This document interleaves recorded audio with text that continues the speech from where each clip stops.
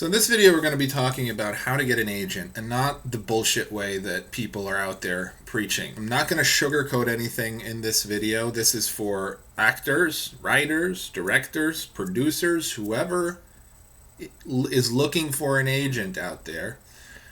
Talent representation in front or behind the camera. This is an important video. Why am I making this video right now? I'm making the video right now because in the Producers Guild, we have opportunities to speak with really high-level industry individuals that are outside of our personal network. And we get together on Zoom calls or in person, and we have a lot of round tables, conversations, chats, opportunities to network and meet and all that. And today, we had a conversation with a very high-level agent at a very high-level agency who's had a track record and a career in production and in being an agent for many years, and has been on many notable projects and represents a lot of notable people.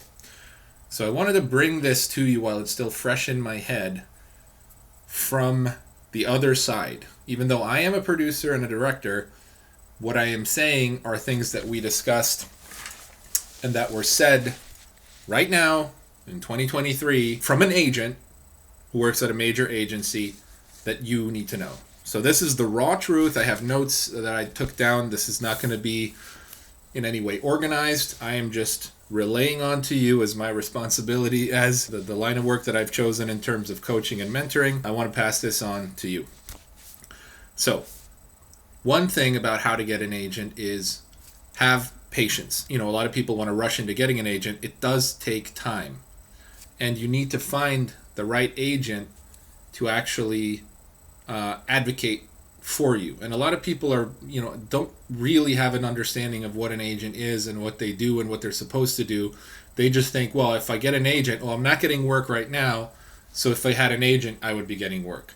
That's not what an agent is. So get that out of your head. If you're not getting work now, you're not going to be getting work when you have an agent. There are some agents who will develop talent, take you on because they see a sparkle in your eye, and something really amazing stands out, and they immediately know how to push you and package you and work with you. They will take. That's a tiny percentage of people on their roster, and it has to come from the agent, their decision to basically do that. So if you are cold calling, reaching out to agencies, or trying to get introductions to agents, you probably are doing it before it's really your time to get an agent yet. And that's the hard truth. A lot of people don't want to say, well, I'm not ready for an agent yet. You might not be. Consider it. You actually need to be a lot more prepared than what most people think to get a real good agent that's actually going to get you into the top tier of the industry. I'm not talking about agents who just get you student films and are, not really plugged in with the upper echelon of the industry. I'm talking about studio films, network, Netflix, Hulu's, like those, the big things. People look to agents before it's their time. Whether you like it or not, this is not that it's unfair. It is on you to build the momentum to make yourself attractive to agents. Agents own 10% of the business of their clients. 10%. So that's their commission that they get, and that's what their stake in your business is. So what does that mean? You own 90% of your business. So 90% of getting work and moving up and building a strategy and carving your way into Hollywood is on you. That's not the agent's job. They own 10% of your company or business, which is you. You own 90%. So all that responsibility is on you. They are there to help you negotiate contracts, and anyway, we can get into that in a little bit. Agents are professional advocates. That means they're professional advocates. They are not people who find talent, develop them, and turn them into professionals. They are professional partners that advocate for you. So if you are a writer, showrunner, a producer, for instance, or you sell shows, and you've sold a show, now an agent can help you sell more shows at a higher level and negotiate those contracts. If you are an actor who's gotten a feature lead and you're hot right now, the agent can keep that momentum going and introduce you to more people that are going to keep that going for you and negotiate those contracts. But you got to get that first feature lead. Having a little student film on your roster is not agent worthy. And it's you might get an agent, but they're really not going to be the type of agent who can help you play at that level. So what I'm talking about here is agents who are plugged in to the actual Hollywood industry. A lot of people don't ask themselves why you even want an agent. You just kind of know that it's this thing that people have. So you want one. But you really have to ask yourself why. What is the exact purpose that you want an agent for?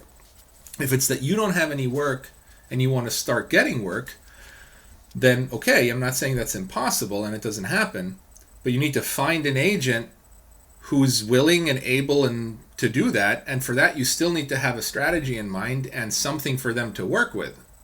How are they going to get you work if you are completely starting from scratch? So you need to find an agent at your level that can get you more work in that space. So if you are getting booked a lot as a Latino sort of gangster type, and you got an indie film with that role yourself, and now you got another little indie film, maybe you even somehow finagled yourself a series, a co-star or something, then the agent can keep putting you out there and keep you front and center and keep advocating for you and move that momentum forward. Okay? So what do you want an agent for? Maybe you're already very successful and you want an agent to start negotiating contracts because you've been working with a certain production company many, many times. They keep hiring you and you're getting very friendly with them. And you really want to start getting paid more, but you're too friendly now, so an agent can come in and negotiate the terms and contract for you. So that's a different reason. You really have to know what the reason is that you're looking for an agent right at this moment. Most of you will say, well, it's because I don't have an agent, never had one, or my agent's not working for me. But then again, consider, the agent that I do have isn't that good. Well, maybe it is time for a new agent, but maybe you're also not doing 90% of the work that you're supposed to be doing. I hate to say this, and maybe you're different, but chances are there's a lot more that you could be doing than what it is that you are doing on a daily basis. Because just submitting to auditions and saying I need to update my headshots and saying I need to update my reel, but actually never doing it, that's on you. That's not going to magically resolve itself. You run your business, and your career is going to be a direct reflection of how hard you work at it. Literally how hard and smart you work at it, and how well you execute your strategy, if you even have one. If you don't have a strategy, start making one. Why you want an agent is sort of the question that you ask yourself, and what you want from the agent will determine which agent you should even look at connecting with, right? Because not all agents do the same thing. Some are more strong in the scripted space, some are more strong in the documentary space, in the television, the network, and so depending on where your agent is more plugged in and what you want from them, connecting at high level, connecting with more studio heads versus connecting with more directors and sort of the indie space, those are different agents, not even agencies, different agents, different individuals. So you have to find the right agent and ask yourself, what do you want from them? Do you want somebody who's a die-hard contract negotiator who just gets their clients the best deals? Well, who is that? And how do you get them to work with you? So not why do you want an agent anymore, now it's what do you want from them? Okay, so ask yourself that question. Again, I mentioned this earlier. Do you have a strategy? Do you actually know which lane you're in and where you're heading? Because most creatives, especially actors, don't. Producers, it's the same thing. But the reality is, if you produce a documentary, I'm guilty of this. I have many successes in many areas, but it creates a problem when I try to work with an agent because they don't know what to do with me. They don't know what to do with multi-talented people.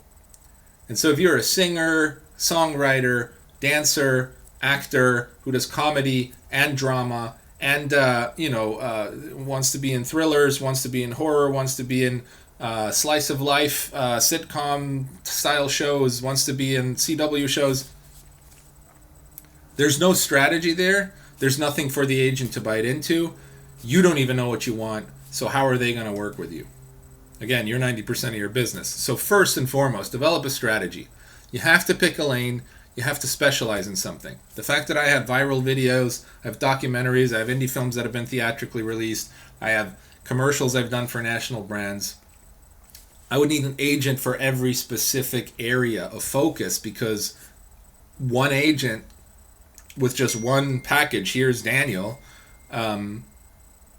doesn't, that, even though they might be able to send you to people, there's not a strong argument for you once they do communicate with you about with somebody about you. So if I'm a showrunner on a television show, and an agent comes to me and says, "Hey, I have your new series regular for this female-driven comedy that you're doing. Check out Lisa. She's got a stand-up special, and over here she was in the new Friday the 13th, and she has this dance performance she did at Walt Disney Hall of Music, and it's all discombobulated." That's not a strong argument for the showrunner to say, "Oh yeah, that's it. That's her." A strong argument would be, "Hey, here's an up-and-coming starlet. She started in stand-up, got all the way to the point where she got herself a Hulu or Netflix special for her comedy, got a small role on two Happy Madison films, and one other, I'm trying to pull things out of thin air. But it's a very similar character that she puts on stage, and she's played in these two movies as the one that you're looking for. Have you noticed her? You should take a look. You should meet." Then you might actually get the job. Okay? Then you might actually get the show. So that's what strategy is about. It's about building a body of work and forming a trajectory that an agent can actually latch onto and help accelerate and blow up. And again, this might be discouraging for you, but so that's just the reality of it. That means you just need to do more work. And if you're not willing to do more work, then you're not serious about success in this industry. It's less about the agency than it is about the agent, him or herself. So don't focus so much on being with ICM or William Morris or CAA or Paradigm or A3 or whatever. Focus on who the agent is, the specific person, and see if they're a good fit. Because the agency as a whole, most big agencies or even boutique agencies can probably meet your needs in one way or another. But it's the person that you're working with that will represent you that really matters. So just getting any agent at William Morris isn't a great thing. Getting the right agent for you, who sees what you're on, what you're doing, who understands your strategy, who wants to put the effort in, the necessary effort to push you forward and will actually advocate you, that's the right agent. That person might not be at William Morris at all. That person might be in some tiny little agency that nobody's ever heard of. Danny Trejo is represented by a relatively modest agency, not one of the big ones. He has a very strong career. So his agent's name's Gloria, I forget her name, but her last name, but that's the way to think about it. Who's the right agent for you? Which means you need to learn a little bit about who the players are in this industry. So do your homework. Go on Google. Find out who represents who and why they're good and what their track records are, and dial down on people and find out who. You can go to SAG, the Screen Actors Guild website. You can find a SAG franchised agency list, and you can start doing research on agents in the various agencies that are franchised with SAG. It's a good place to start. Get to know the people that are playing the game. Do you have a track record in the area that you're pursuing? So are you, this is all again in the context of how to get an agent, the real version, not the "hey, I want to make you feel good about yourself" version. This is the real deal. Do you, as an artist, have a track record in the area of the industry that you're pursuing. Are you want to be an action star? Great. What's your track record? What momentum have you built up yourself? Do you know martial arts? Are you a black belt? Are you a world champion? Have you been on independent films or even gotten yourself a television gig as a strong supporting fighter? How much momentum have you built up? And where can I take you? So before I take you to John Wick, however many, whatever version they're on, what have you done thus far, right? What's your argument that I can pass on as an agent? I'm not an agent, I'm just saying that, to the producers and the showrunners and the directors that you want to get in front of. Do you have relationships? Do you have existing relationships and success to show? It's similar to the previous question, but it's a partnership. And a good agent and a good talent meld their relationships together. And yes, you're out there getting your own work a lot, and they will get you more work. But who are you bringing to the table? Again, you're 90% of your business. And if this seems daunting or out of reach, yes, it's a daunting industry, and it's a relationship-driven industry. There's no way around that.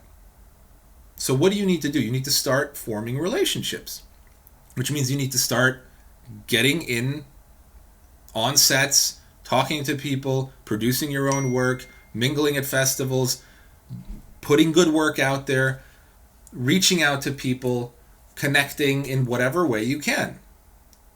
And then build a circle of, I don't have an agent, and I've built a circle of mentors and people around me that I, 15 years ago, would have never thought are even attainable, or people that I couldn't even connect with.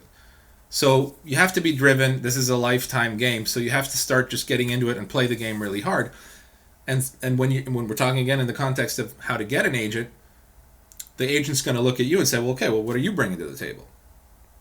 Who are your connections? And not because they necessarily need your connections, but because they want to know where you're already plugged in, what you've already hustled up for yourself, who already supports you and who's worked with you that can say, or at least knows of you that can kind of vouch for you. That's very valuable stuff. So that'll help you get a much better agent a lot quicker than if you don't have any of your own connections. So track record, who do you know? What's your success so far? If you're a producer, director, what have you produced? Has it gone anywhere? Have you made any money? What jobs have you gotten for yourself? As an actor, same thing. What roles are you playing? Are you on a Broadway show? Are you on an off-Broadway show? Are you a lead? What have you done for yourself? Are you in the theatrical space? Are you in the television, space? Are you getting a lot of co-stars or guest stars? And what have you done? Cold calling agents, do they respond if you just dial them up or submit emails without an introduction? Some will, some won't. It's never a good idea, if you have a way to connect with an agent through a relationship, to cold call them instead. The best way, every single agent I've ever spoke to, the best way to connect with agents is by being introduced by somebody they know.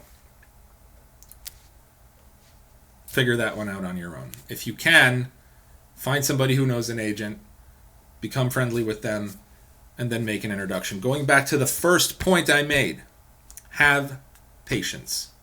It takes time. Everybody wants the cake, but you got to bake it first. So figure out, broaden your network, broaden out your success, get your momentum going, and then find people to introduce you to agents. That doesn't mean you shouldn't cold call. You can do all that stuff. Just don't be surprised if they don't reply.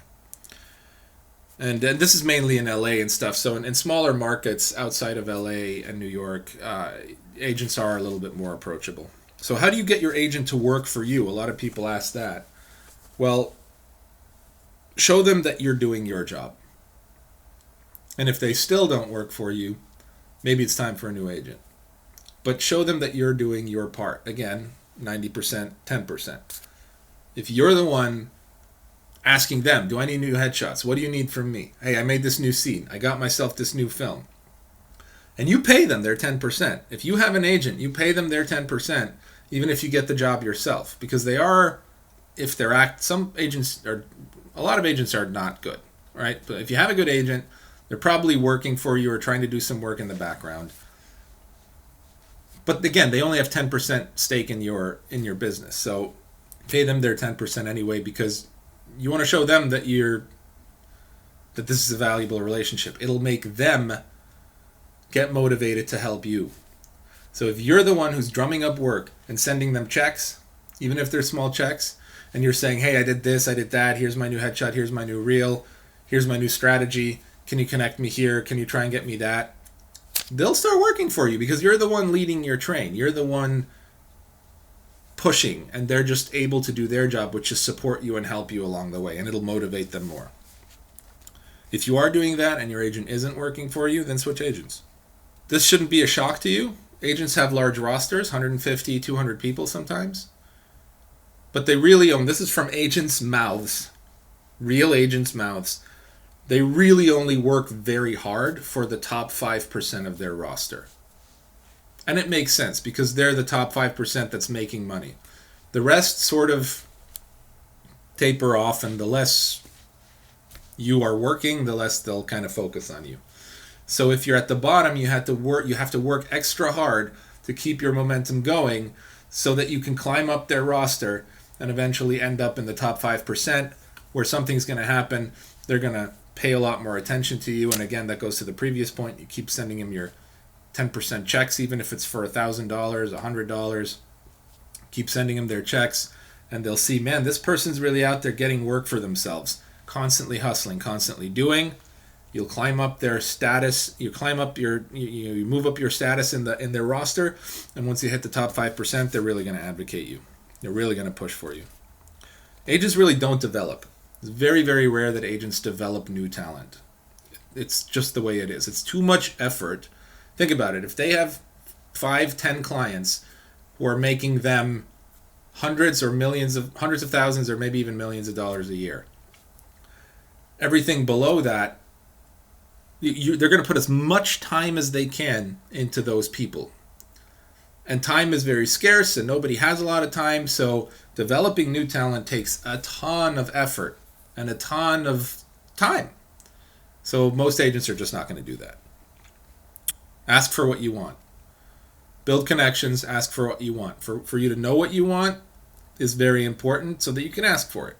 So again, going back to the strategy, flesh out a strategy, pursue it, work very hard, and ask people along the way for what you want. You want to be a series regular on a certain show? How can I get there? Who can I talk to? Where can I meet who? Constantly. You have to be obsessed with it.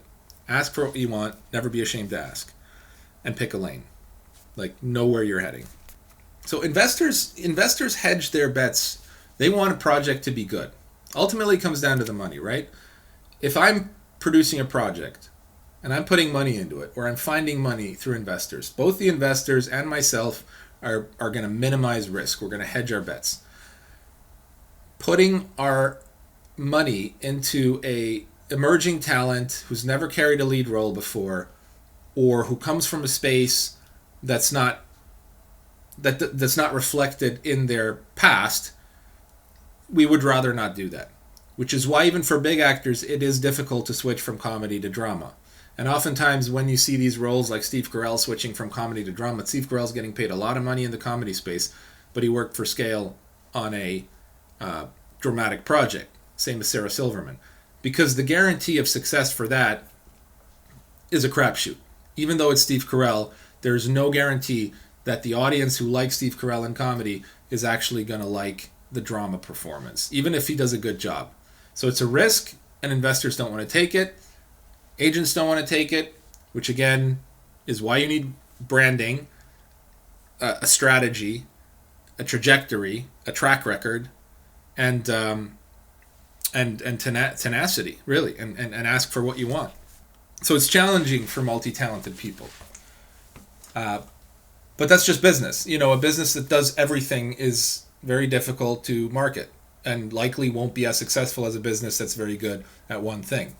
So if you're talented at 10 different things, I would say pick the one that you are most passionate about and just go double down on that. become very successful at that first and then branch out. Like Jennifer Lopez, dancer, very successful. Once there was a certain success, added singing, dancing, became very successful there, then added acting. Okay?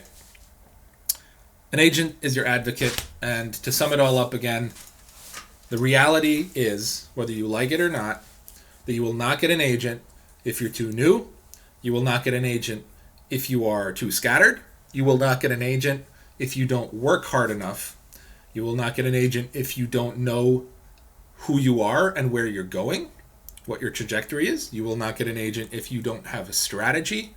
And you will not get an agent if you aren't constantly, consistently, and obsessively working on your career, your success, your roles, booking yourself. So you will not get an agent if you're not working. So if you're not working, don't try to get an agent, because they're not going to start your work. You need to get working. You need to network. You need to know filmmakers, get on sets, get into movies, get on roles, and then you can start finding a boutique agent who can get you into the co-star roles on television, and then eventually you might outgrow that agent, or maybe that agent can take you all the way. But there are often stories about people, up-leveling agents as their careers progress. But all of the hard work comes from you, from the talent. And if you're not willing to do it, this is not the career for you. Good luck with everything. See you in the next one.